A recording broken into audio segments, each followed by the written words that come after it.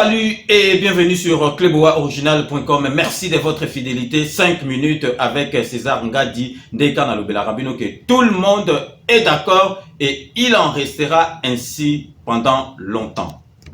Nalingi na banda 5 minutes ya lelo na masolo oyo eti nungu parce que Congolais comment na yena ba incompréhension ya yemoko on dirait comment au salango volontairement ou bien comment kolingate à comprendre makambo.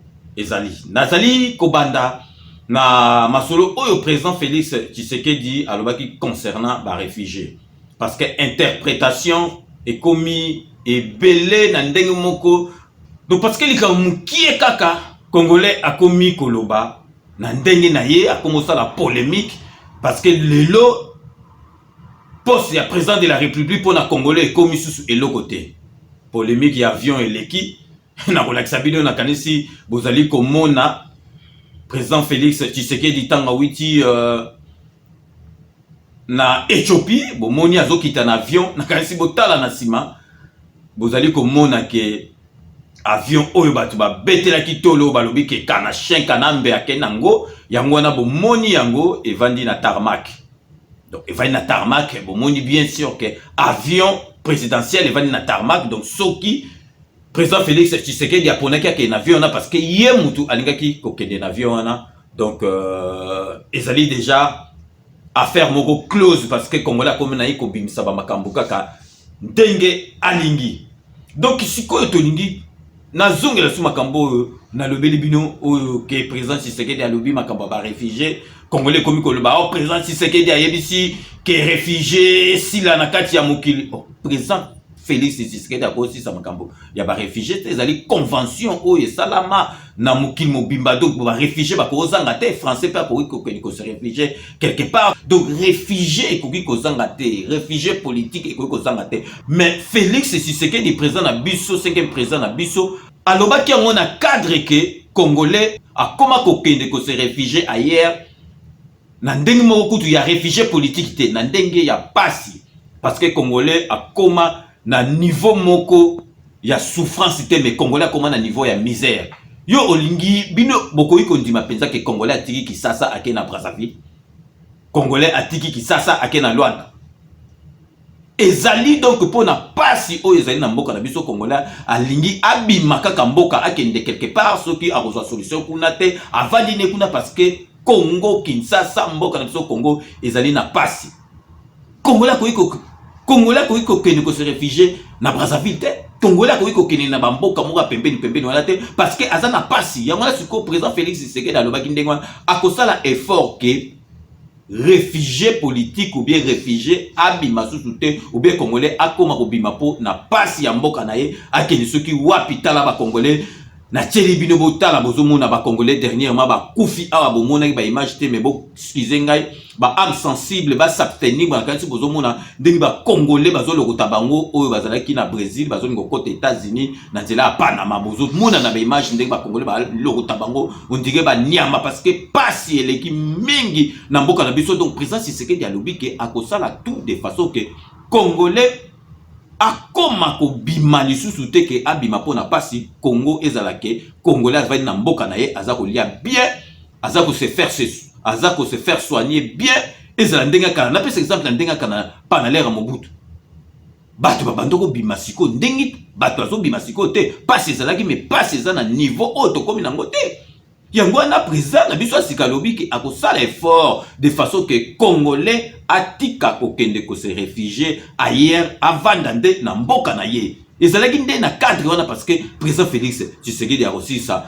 ya makambo réfugié politique te lelo soki azakuna bayokani te ou bien na mutu moko alingi na ya bima na ye akoma na ye réfugié politique ailleurs président Félix Tshisekedi akoloba na ye loko moko te réfugié politique ekoki kosila te za ba convention oyo siège nango eza na Genève donc alobaki yango te ke bato akomi oh réfugié politique esili na mboka na biso esili mais il faut koyeba ke quand même pas auto sali mokili mobembe monike donc réfugié politique akoyi koya kaka boye te alobaki nga lelo na komi boye na bo réfugié politique ezalaki makasi ntango tozalaki na Kanambe azalaki rwandais bato bazalaki contre ba marche bando kosala ma po tozalaki na mutu moko azali ya mboka na biso te puis azalaki koboma bato mais sikoyo ongo bwaka ngundo bengolo bani okolobani ozana argument mon côté ya koloba oyo ke bakopesa po bandima yo parce que étape oyo tosali ezali étape moko ke bamboka mosusu ya Afrique ezali koenvie biso. Donc sikoyo nalingi nakota na dossier moko parce que bobi ke 5 minutes nalobelaka bino makambo déjà en avance.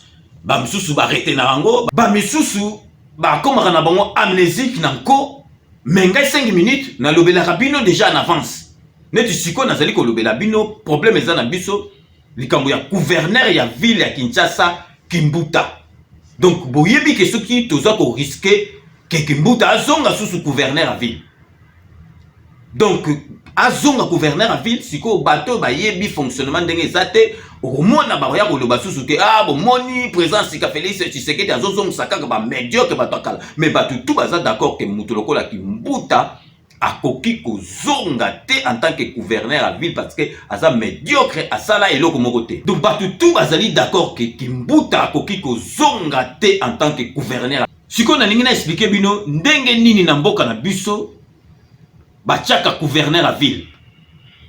Donc gouverneur à ville azali élu na ba député provinciaux. Ba député provinciaux bango na bango wana misusu donc ba kopesa pe candidature bango na bango ba ko élire gouverneur ya ville. Donc mbalo ndenge tozali boye Kimbuta boyebi ke ba député provinciaux ya PPRD bazali ebele. Et puis Kimbuta toyoki déjà que apesi ke azo se préparer apesa $5,000 na moko pour ba pesa ye ba voix. Donc soki ndenge baza na kati kuna basala élection ba député provinciaux ba voter mingi pona Kimbuta toko mona ke Kimbuta akozongela su biso en tant que gouverneur.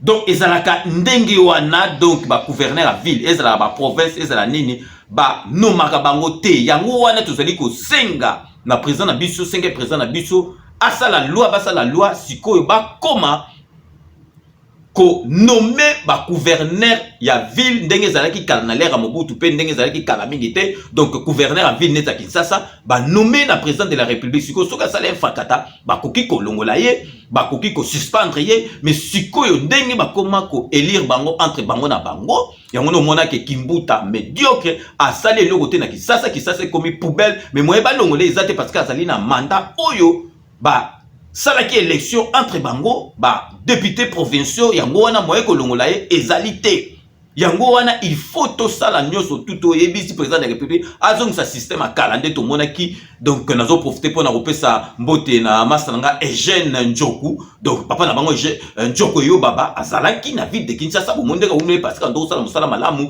ba numaki na Mobutu soki contre ten farata ba longolio yango na pona ko éviter bo monaki njuzu wa mbombo muluba Mobutu abwaki ye na Bazaï mais et comment ndenge comment siko muluba azali gouverneur pe ya Kasai Mukongo azali gouverneur pe na Bazaï. Donc ozomona ke ekokoma makambo neti ya tribalisme ok na tanko ya kala ezalaki bazo nommer bango yango no bozomona ke on peut se retrouver to souhaita monter mais to koki ko se retrouver ke Kimbuta azongi le sous gouverneur à ville parce que batu bako voter ezali ba député provinciaux ba msusu bayana ba koti ba sika baza ba piaker donc Kimbuta ko tia 10 000 na mutu okomona ke ba voter. Donc pour rappel boyebi ke Kimbuta koma gouverneur à ville parce que Martin Fayulu ba sombaki ba voix na ye ba sombaki voix na ye Kimbuta pesaki mbongo yango wana a trahisaki opposition a pesaki voix na ye na Kimbuta yango wana lelo Kimbuta akoma gouverneur à ville. Donc wana ezali te ke n'esprit mabe mais ezali ka rappel pour ba congolais ba comprendre makambo ndenge ezali.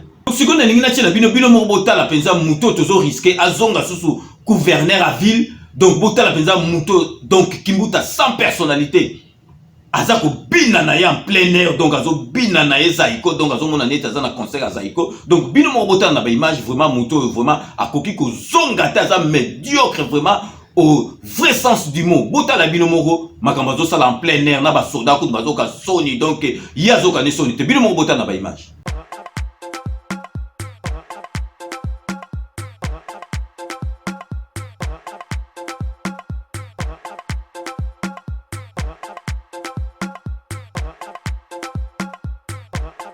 Donc bino moko bolandi vraiment muto aboye penza tala ki sasa ndenge koma ba poubelle comme neti donc qui ça c'est comme neti que ville moko boy ba obaka ba poubelle donc muta boy azonga donc tozali ko risquer celui to kebite donc qui mbuta koki ko zongela biso lisusu wane ko la faute à présenter mais yangana tozali ko senga na président na biso de la République asa la loi ba voter yango donc ba gouverneur ba koma ko nommer bango donc asali frakata bo dehors asali frakata bo suspension sinote donc so ka système oyo donc Kimbuta akoki ko leka et puis ba misusu pe bazoya tozo zalaka na ba médiocre donc vraiment na kanisi biso tozali akaka pona ko lobelaka ko pesaka ba idée pona mboka ekene malamu nazali komitu na vraiment est-ce que président na biso Félix Tshisekedi akoki ko sala gouvernement moko provisoire te en attendant parce que tokoki ko beta ba 3 à 4 mois parce que le temps parlement evanda siko ezali provisoire moni lobika kake ba validaki bah makam na banza net ka président de la République bah juillet il faut cour constitutionnelle est validé et zaneti bah député bah validé bah encore mikolo donc toko beta 3 4 mois na batuwa na kaka donc batuwa na bilongi na bango donc et kobi ko pesa biso kanda donc tala kaka sikoyo na makambo o elekaki kuna na nini ya Union africaine donc mutoloko la ministre yo Alexis Bolumbolu na yena mokili mobimba na internet ye mutazali ko lobela makambo ya président na biso ya sika Félix Tshisekedi zo mona ka ke face wana na makambo oyo ezo concordé tezali compatible était donc bato baza compatible était na président na biso bazali ba médiocre donc tokoki ko mona ka bango te bino moko botana na ba image ndengi médiocre oyo ya ministre et affaires étrangères donc à la coopération makambo nga zo expliquer mais elongine kaka donc tozali komona kaka on dirait kaka kanambe donc parce que bango nyoso surtout kanambe faut ma solo na mbutu pe na dikosi. Succès pour la diplomatie congolaise et puis en premier lieu du président Tshisekedi. Vous savez que chez nous il y a eu une première alternance pacifique et la République démocratique du Congo aujourd'hui est rentrée dans le club des pays véritablement démocratiques sur le continent africain. Donc c'est quelque chose de fondamental. Donc aujourd'hui, il y a lieu de féliciter le président Tshisekedi pour avoir été choisi parmi ses collègues pour être le deuxième vice-président de l'Union africaine pour l'exercice 2019. Et puis il sera président en exercice à l'exercice 2021, déjà programmé. À mon avis, c'est déjà la consécration, c'est pas la légitimation africaine de notre président, après tous les rebaux qu'on a vécu dernièrement, si bien que le débat post-électoral est aujourd'hui définitivement clos. Le chef de l'État est actuellement président de la République de plein exercice en République démocratique du Congo. La République démocratique du Congo est à l'honneur, ici à l'Union africaine. D'abord, on vient d'accueillir alors avec pompe le nouveau président, son Excellence Félix Tshisekedi, qui a été applaudi vraiment avec beaucoup d'enthousiasme. Deuxièmement, la République démocratique du Congo vient d'être élue à la deuxième vice-présidence de l'Union africaine. Qu'est-ce à dire? Cette année-ci, l'Égypte dirige l'Union africaine. L'année prochaine, ce sera le premier vice-président qui est l'Afrique du Sud. Et l'année d'après, ça sera au Congo d'accueillir le sommet et de diriger l'Union africaine pendant l'année 2021.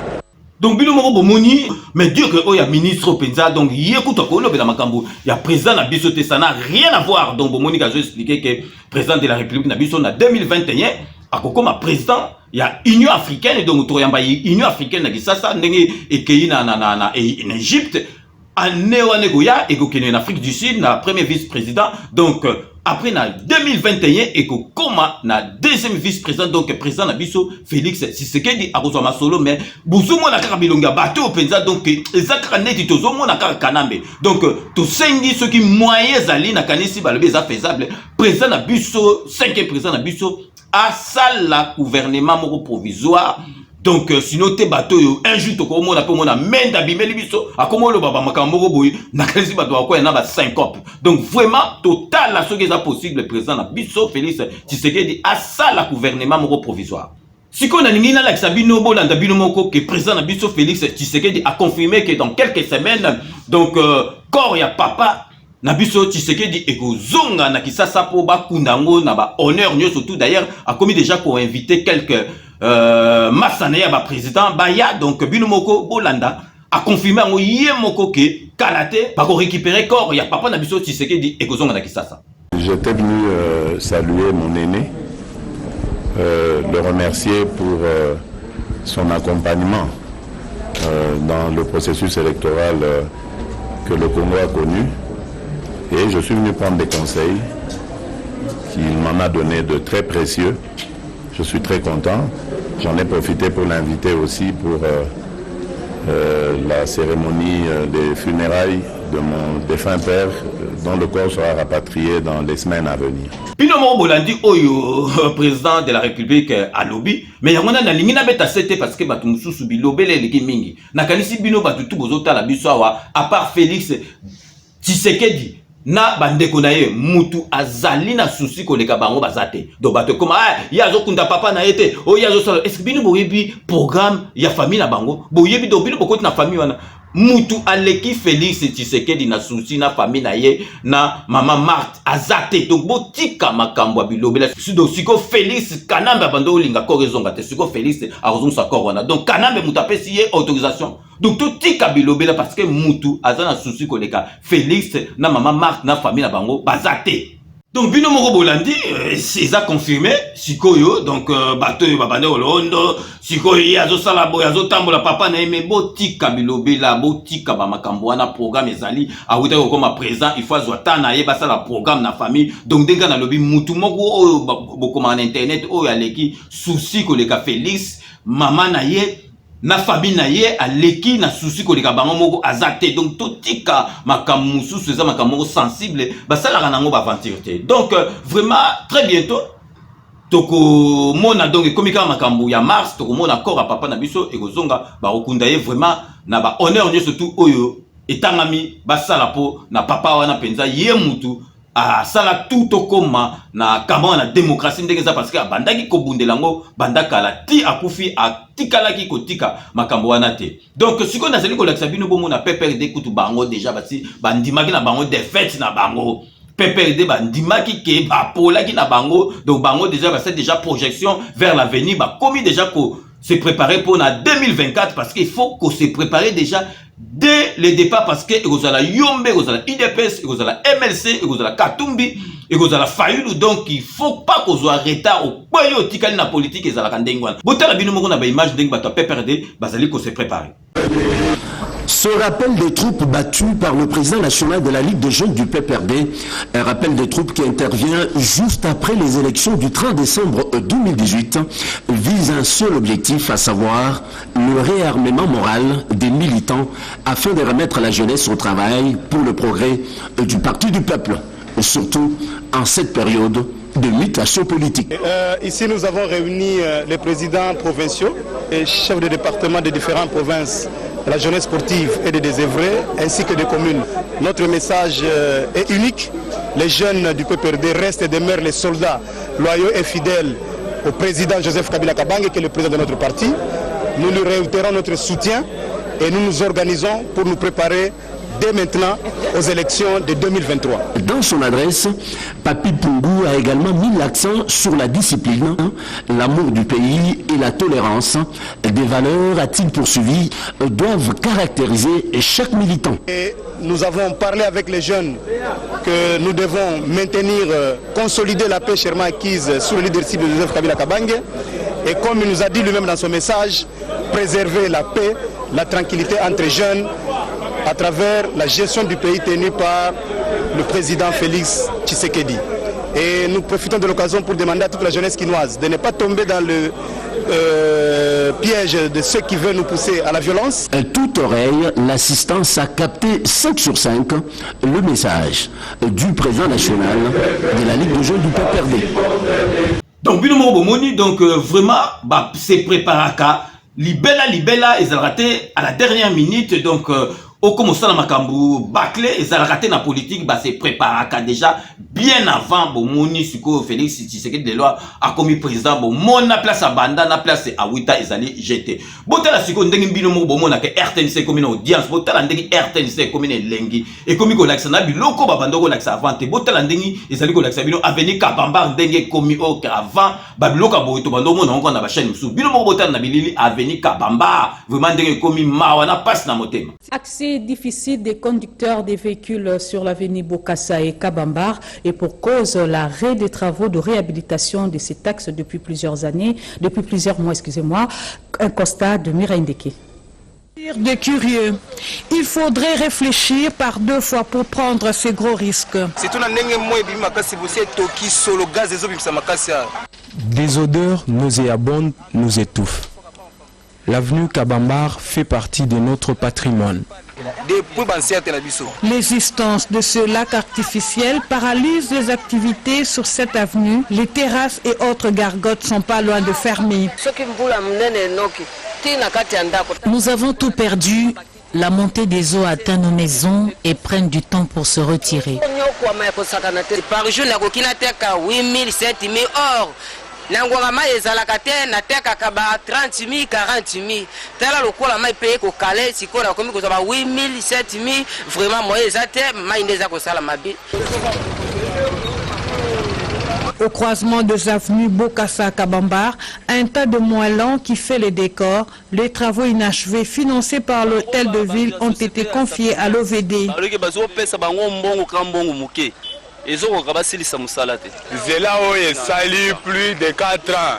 Ça fait plus de 4 ans que la route est abîmée.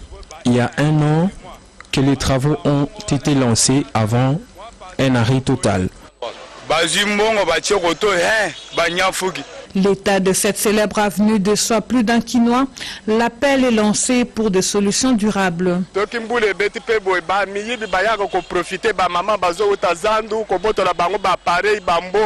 Des femmes commerçantes sont cambriolées sur cette avenue.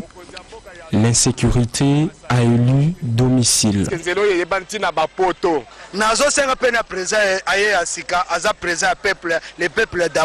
Nous invitons le président de la République à venir nous visiter. Le peuple d'abord. Ici aussi, les boutiques ferment, les affaires tournent au ralenti, l'avenue devient infréquentable. Conséquence, les conducteurs ont transformé l'avenue Kassavubu en une route à 2 sens. Depuis que la route s'est détériorée, les ventes ont chuté. Nos articles sont couverts de poussière. Si les morts revenaient à la vie, Bokassa reviendrait demander des comptes. Ces 2 avenues illustrent bien l'état impraticable de plusieurs routes dans la ville miroir. Kinshasa, la capitale, qui voit une quinzaine de candidats dans la course pour gagner le poste de gouverneur. Voici donc un des chantiers, cher futur gouverneur. Biloko bomoni aveni ndenge komi or ke biloko ebandaki ko lakisa mate bomona quand même que mentalité na biso tina ba télévision na biso et komi ko changer botala susu na lingi na lakisa bino vraiment Martin Fayulu tanga na zolo baba msuba okansa onga na za contre Martin Fayulu non nga na za contre Martin Fayulu te nazali ko loba makambo ke le mso ko timbisa ye donc botala bino moko donc papa Molière honorable député Nemalemba ou yazali ko loba concernant Martin Fayulu. Le président de la République est au-dessus de tout. Hein, on ne doit pas attendre l'Assemblée ou bien quoi, Mboka couler. Tu vas continuer Koyiba, le gars, on a travaillé. SCPT, il va continuer Koyiba, il n'y a pas de sanctions et tout. Donc le président de la République peut à tout moment, et dans la prérogative, intervenir. C'est lui le président. Comment on conteste? Ata ceux qui n'ont pas nommé gouvernement, peut-être, dans une urgence, le président de la République peut s'impliquer dans ce qu'il veut. Oui, Martin Fayulu, il est pour saisir la Cour africaine, les droits de l'homme. Déjà, est-ce que c'est une crise pour Zakana, les droits de marche? Martin Fayulu était quelqu'un qui n'est pas na FIFA, qui n'est pas protesté. Et il est à FIFA. Donc, il faut accepter. Et nous, le que ceux qui ont raté, tout triché. C'est vrai, il y a eu de tricherie. C'est vrai, il y a Fayulu et Bungaki. Mais ce n'est pas pour autant que la vie est finie. Et les autres, Bakoufa pour Nayo. Martin Fayulu a Zanzambete. Martin Fayulu a Zanzambete pour Nayo. Bakoufa pour Nayo. Et Banen Bazoku famille. Ils sont jeunes. Baki ne recouvre pas Martin Fayulu. Ndako Salanin. Yenda Obon Samboko, c'est vrai.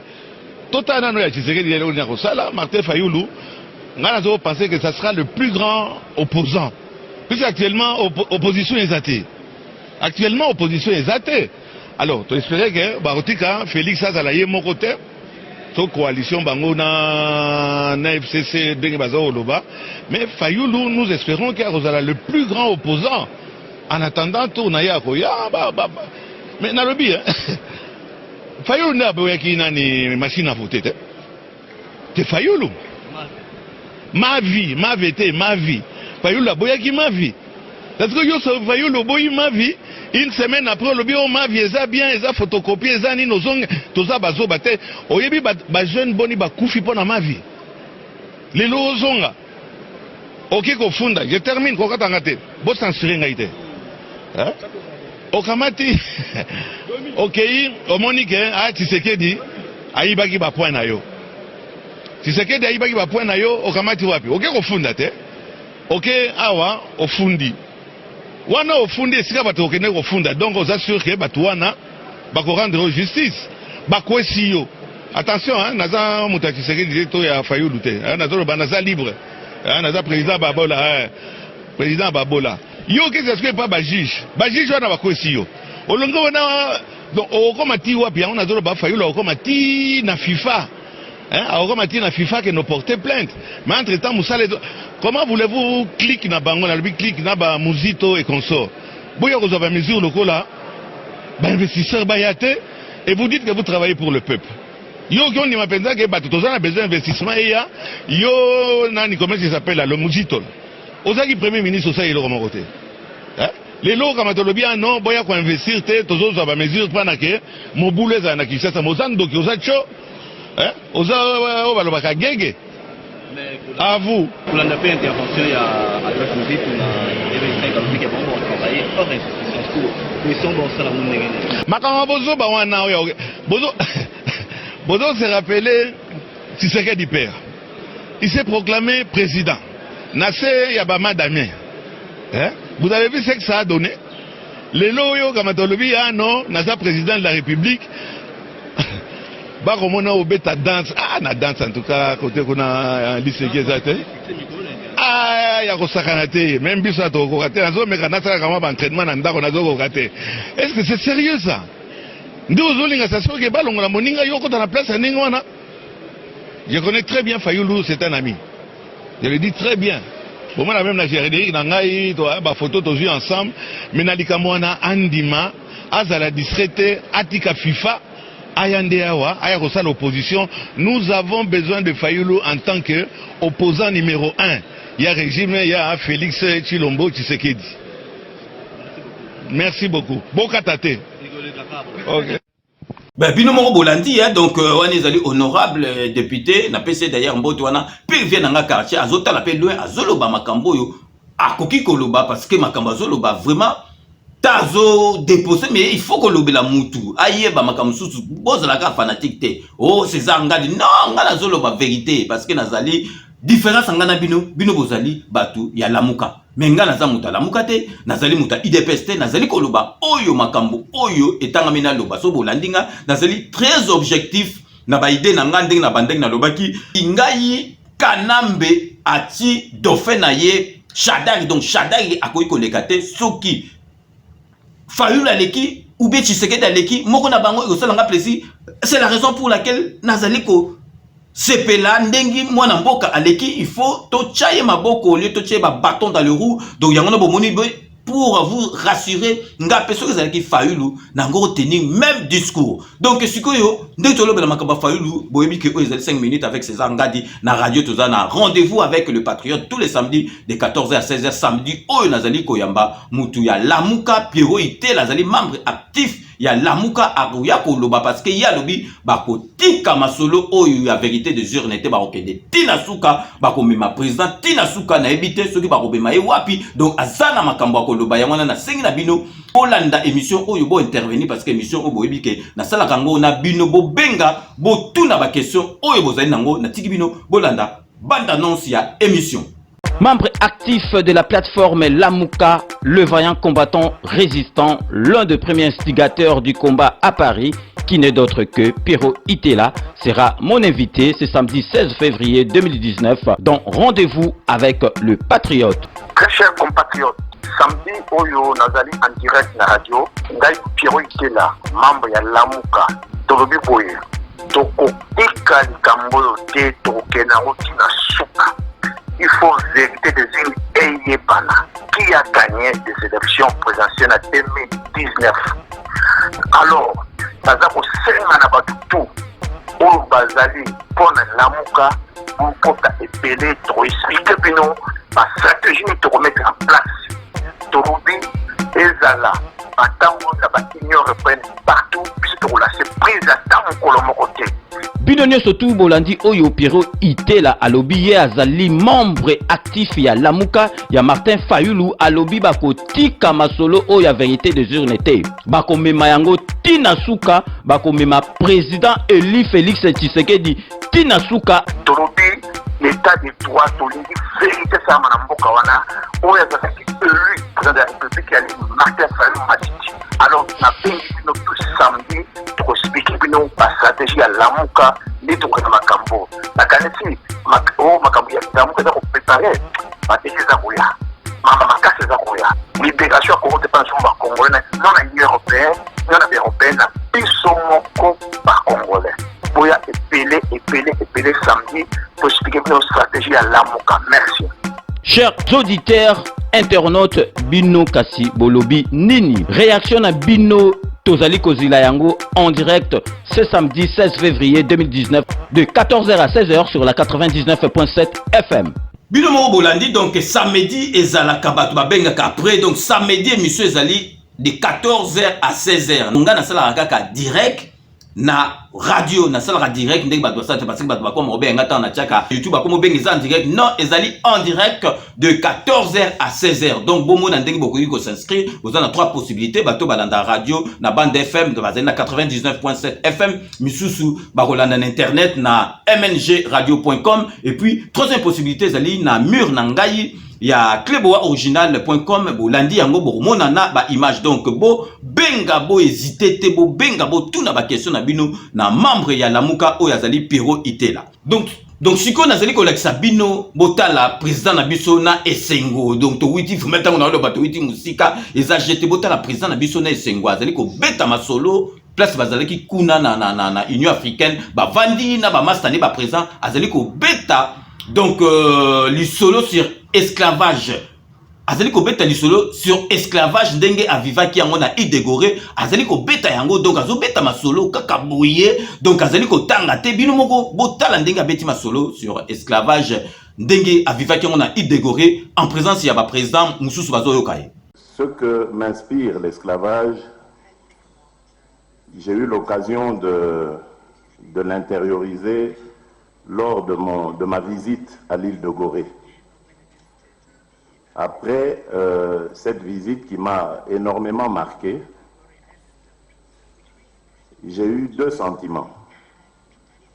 Le premier, c'était un sentiment de révolte. Parce que je ne pouvais pas comprendre que des êtres humains puissent à ce point humilier et maltraiter d'autres êtres humains. Le second sentiment était celui de fierté. Fierté d'être noir, fierté d'être africain. Parce que pendant 6 siècles, notre peuple a été vidé de sa substance. Les meilleurs d'entre nous ont été enlevés et ont été emportés pour aller travailler, faire des travaux forcés. Et malgré ces 6 siècles de vidange de notre substance, le peuple noir, le peuple africain est resté debout. Parce qu'il ne faut pas oublier qu'il y a eu encore un siècle de plus d'esclavage, mais qui avait un autre nom, on a appelé la colonisation. C'était aussi une façon d'avilir la race noire, le peuple noir. Et malgré tout cela, nous sommes restés debout. L'Afrique existe. Les Africains qui sont partis dans la diaspora existent. Je crois que c'est le moment d'établir des ponts. Voilà pourquoi cette initiative, chers frères, chers présidents, c'est une initiative dans laquelle je m'inscris et j'inscris mon pays. je voudrais désormais contribuer à l'avancement de ces réflexions, de ces initiatives, pour continuer ce combat. La seconde chose que je recommanderais, c'est d'enseigner à nos enfants, et vous avez parlé ici de l'avenir de ceux pour qui nous serons des ancêtres, c'est de leur enseigner évidemment l'histoire, parce que beaucoup ne la connaissent pas. Et pourquoi pas organiser des voyages scolaires sur les lieux, comme l'île de Gorée, Zanzibar et bien d'autres, où le peuple noir a été humilié, mais a quand même écrit ses lettres de noblesse. Parce qu'il y a ce complexe qui existe dans beaucoup de nos frères et sœurs noirs, qui pensent que ce sont des êtres inférieurs vis-à-vis des autres races, alors que ce n'est pas le cas. Binomo Bolandi, Zaline Sengo, Yakota la présence de Kolobabo, ceux qui allaient qui Kara ou Kana, mais tous aïna Djambena, n'habite sur le président, tous Zouaki Yendengeni, ceux qui allaient qui Yango Kima, Algo Beta Masoloto, ou bien Ango Badotang, Ango Maneti, donc Soso Azolia, Azolia Bagren Karaboy, donc y écoutez la Takut Azolobake, donc je vous donne acte de votre prestation de serment en tant que, donc Ngaku Naza présidenté, Nazolobango, Boyesana Tanga, mais yé, Ango Bandotanga, mais je vous donne acte de votre relais à la prestation, donc, Bino Kassinga la Zokosa. Bino Morbolanda Tangu anomaki baba membre à cour constitutionnel dinga bandaki koloba na ngai na kosakate Bino Morbolande makambazol ba, donc je prends acte de votre prestation de serment en tant que azoko koloba on te faut tanga botala Bino Moko. Je prends acte de votre prestation de serment en qualité de membre de la cour constitutionnelle. Je prends acte de votre prestation de serment en qualité de membre de la Cour constitutionnelle. Donc, donc je prends acte de votre prestation de serment. Donc, Azotan, on a évité ceux qui camnent, Azotan, il y a maternelle à Rolobango, mais il y a Azali Kotanga. Donc, vraiment, toute prestation, le bien, on bien talbi, ceux qui prestatent, ceux qui l'ont dit, ah, Djambe, Nanga, Vina, Moutabo, et Penda, tout Zouayen, Dengenina, comme président, donc, Makamba Boyko, Salamali, sous-souté dans Boka, Nabiso, Bato, Bazol, Moutabo, Azana, Moulili, Azonga, donc, on a évité ceux qui Bazo se rendre compte dans Makambo, Azali Koloba. Donc, avant de clore cette émission, je vous rappelle notre rendez-vous de ce samedi 16 février sur la MNG Radio émission. Rendez-vous avec le patriote. Mon invité sera Pierrot Itela, membre actif de l'AMUCA. Membre actif de la plateforme l'AMUCA, le vaillant combattant résistant, l'un des premiers instigateurs du combat à Paris, qui n'est d'autre que Pierrot Itela, sera mon invité ce samedi 16 février 2019 dans Rendez-vous avec le patriote. Très chers compatriotes, samedi Oyo Nazali en direct na radio, Ngai Pierrot Itela, membre ya l'AMUCA, Tolobi Boye, Toko Ika Likambolo Te, Toko Kenaro Tina Souka. Il faut vérité des îles Eyebana, qui a gagné des élections présidentielles en 2019. Alors, Nazako Senga na Batutu, Oyo Bazali, Pona l'AMUCA, pour porter épelé, pour expliquer bino, ma stratégie de remettre en place. Torobi, Ezala, Batango, Union européenne, partout, puisque la surprise à Tango, mon côté. Binonio surtout Bolandi Oyo Pierrot Itela alobi azali membre actif ya l'AMUCA ya Martin Fayulu alobi bako tika masolo o ya vérité des urnes te bako mema yango tina suka bako mema président Eli Félix Tshisekedi tina suka Torobi l'état de droit tolingi vérité ça manamboka wana oya zakaki élu président de la République ya Martin Fayulu Matiti. Alors na bengi no tout samedi to expliquer bino ba stratégie à l'AMUCA ni to kana makambo na kaneti makambo ya l'AMUCA za ko préparer ba déjà koya mama makase za koya libération ko te pension ba congolais non na européen non na européen na biso moko ba congolais boya epelé samedi pour expliquer bino stratégie à l'AMUCA. Merci.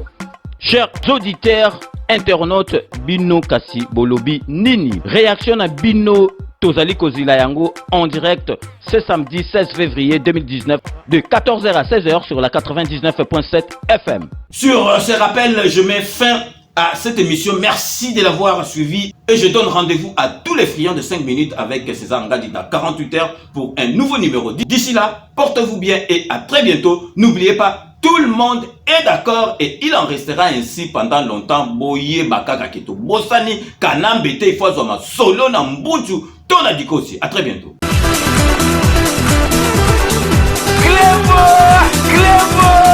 Original.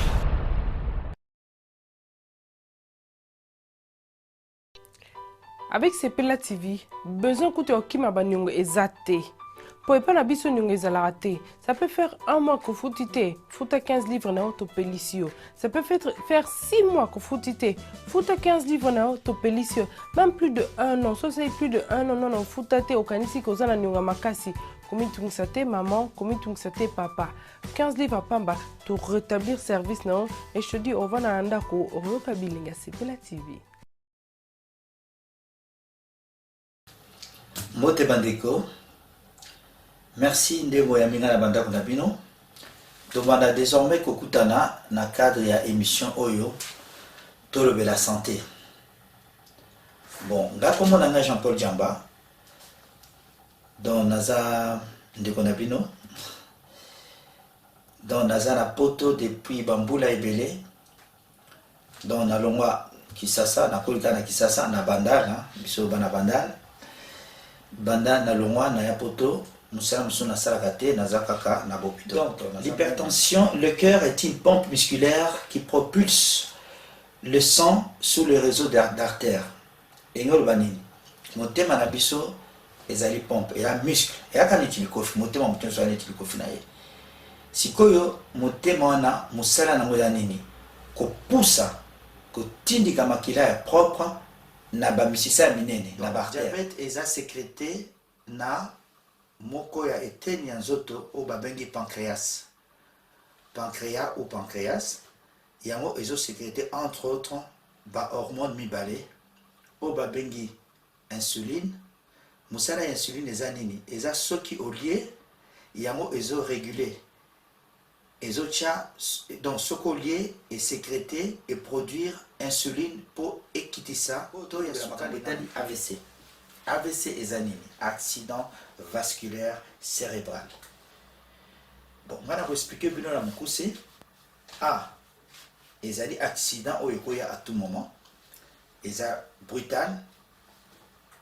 Siko V etali makambo a vaisseau, ba vaisseau ezali ba artère, ba veine, o ezana cerveau.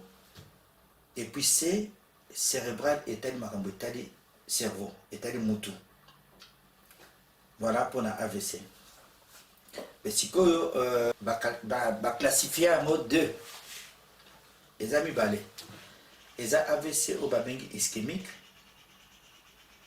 Na AVC o babengi continue ka komosali na conseil kaka nde mama na bana ko lobana ngai na kitetela papa Dembaki ndekama nyamase la dièse na bakisi na pondu kozala nzoto malamu eleki loso nyama mbisi na pondu. Merci.